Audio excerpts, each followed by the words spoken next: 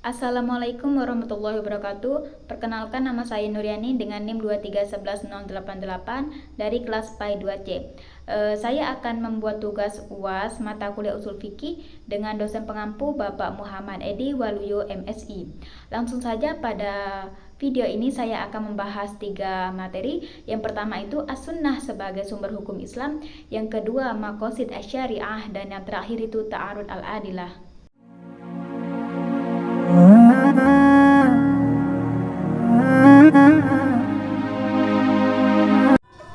Pembahasan pertama itu pengertian sunnah. Secara etimologi, dalam bahasa Arab yang berarti kebiasaan. Secara istilah, pengertian sunnah ialah jalan yang ditempuh oleh Rasulullah dan para sahabatnya, baik ilmu, keyakinan, ucapan, perbuatan, maupun penetapan. Sunnah tertuang dan direkomendasikan dalam kumpulan hadis Rasulullah. Jadi, dalam hal ini, kedudukan hadis merupakan sumber hukum kedua setelah Al-Quran. Menurut ahli fikih, as-sunnah merupakan segala sesuatu yang sudah tetap dari Nabi dan hukumnya tidak fardu dan tidak wajib, yakni hukumnya sunnah. Allah Subhanahu wa Ta'ala berfirman, yang artinya, sungguh pada diri Rasulullah benar-benar ada suri teladan yang baik bagimu, yaitu bagi orang-orang yang mengharap rahmat Allah dan kedatangan hari kiamat, serta yang banyak mengingat Allah Subhanahu wa Ta'ala. Dalam Quran Surah Al-Ahzab ayat 21. Pembahasan kedua yaitu macam-macam sunnah. Poin pertama, sunnah qauliyah ialah ucapan Rasul yang didengar atau disampaikan oleh seseorang maupun beberapa sahabat. Contoh hadis tentang baca Al-Fatihah saat sholat. Tidak sah sholat seseorang yang tidak membaca surat Al-Fatihah. Hadis riwayat Bukhari dan Muslim. Yang poin kedua itu sunnah fi'liyah ialah sunnah yang berasal dari perbuatan Nabi Muhammad Shallallahu Alaihi Wasallam. Perbuatan ini dilihat, diketahui, dan disampaikan para sahabat kepada orang lain. Contoh hadis tentang sholat sunnah. Nabi Muhammad itu melakukan sholat sejumlah 11 rakaat. Itulah sholat beliau. Dan beliau melaksanakan sholat malam sebanyak 13 rakaat. Hadis riwayat Bukhari. Dan poin terakhir, sunnah takririah sebagai apa saja yang ditetapkan oleh Rasul atas perbuatan Nabi yang disandarkan pada sebagian sahabatnya. Seperti dari Abu Sa'id Al-Khudri berkata bahwa ada 2 orang laki-laki yang pergi melakukan perjalanan. Ketika sampai waktu sholat, keduanya tidak mendapatkan air.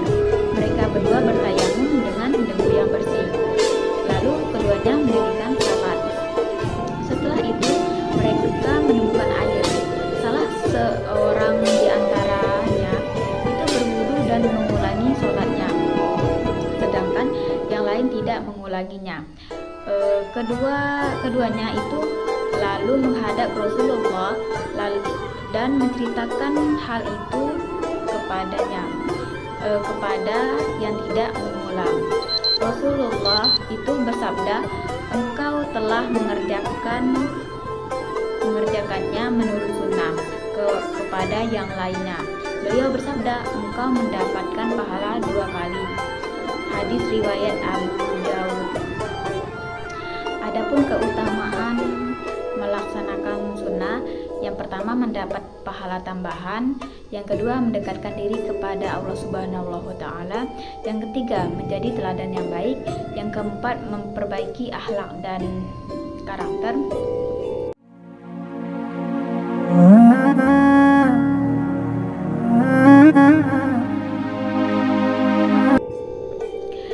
Selanjutnya pembahasan mengenai definisi maqasid syariah.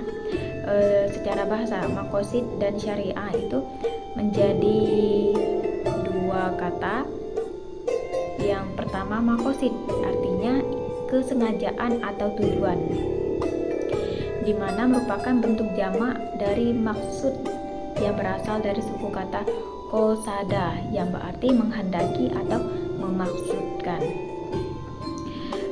Jadi makosid ini hal-hal yang dikehendaki atau dimaksudkan. Sedangkan syariah secara bahasa artinya jalan menuju sumber air.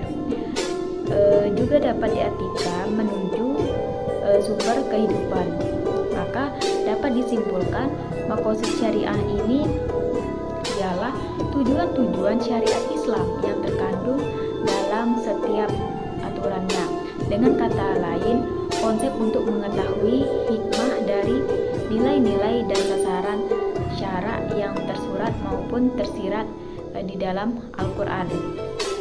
Misalnya, makosid syariah ini mencakup menjaga akal dan jiwa manusia, menjelaskan bahwa larangan tegas terhadap minuman beralkohol dan minuman penghilang akal lainnya. Selanjutnya pembahasan yang kedua yaitu dalil makosid syariah. Yang pertama Al-Quran, seperti dalam Quran surah Al-Baqarah ayat 185 yang artinya, dan Allah menghendaki kebaikan bagi kamu dan Dia tidak menghendaki kesukaran bagimu. Yang kedua itu Al-Hadis. Banyak hadis Nabi Muhammad SAW yang menjelaskan tentang tujuan dan hikmah syariat Islam, seperti sesungguhnya Allah telah menurunkan syariat ini untuk membawa kemaslahatan bagi manusia, bukan untuk membuat mereka sengsara. Hadis riwayat Tirmizi. Makosid syariah dapat diterapkan dalam kehidupan sehari-hari, seperti melakukan ibadah dengan ikhlas dan penuh pemahaman terhadap maknanya, bukan hanya sebagai rutinitas saja. Yang kedua itu bermuamalah dengan adil dan saling menghormati hak orang lain. Yang ketiga itu menjaga akhlak mulia dalam setiap interaksi dengan orang lain.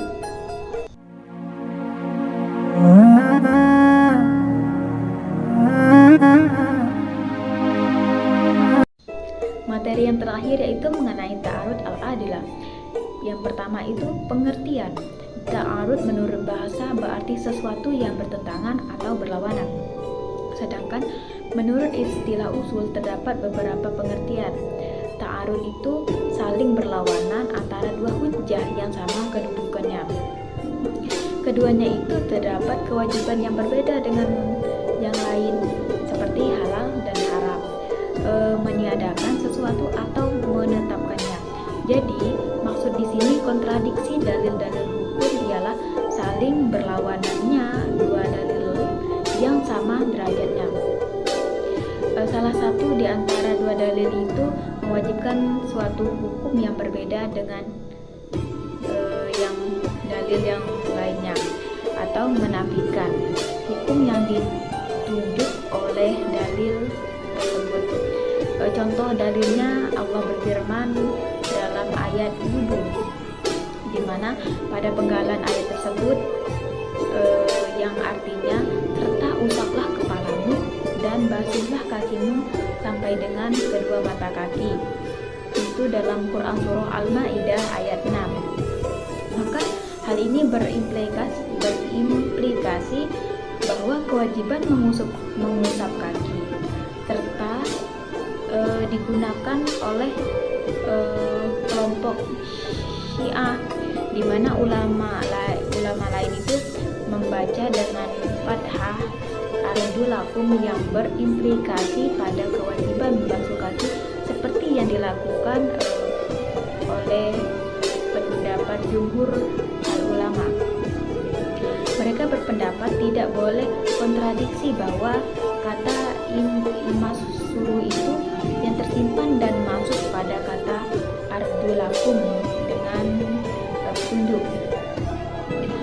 Wawu itu minimal kewajiban dari makna membasuh. Dalil minimal kewajiban ini ialah berita yang mutawatir dari Muhammad SAW bahwa beliau membasuh kaki dalam berwudu, sesuai dengan riwayat yang menjelaskan tentang cara berwudu dan para sahabat yang telah mewarisi tentang cara-cara tersebut. Demikian pembahasan mengenai as-sunnah sebagai sumber hukum Islam, maqasid syariah dan ta'arud al-adillah. Semoga apa yang saya sampaikan dapat bermanfaat bagi kita semua.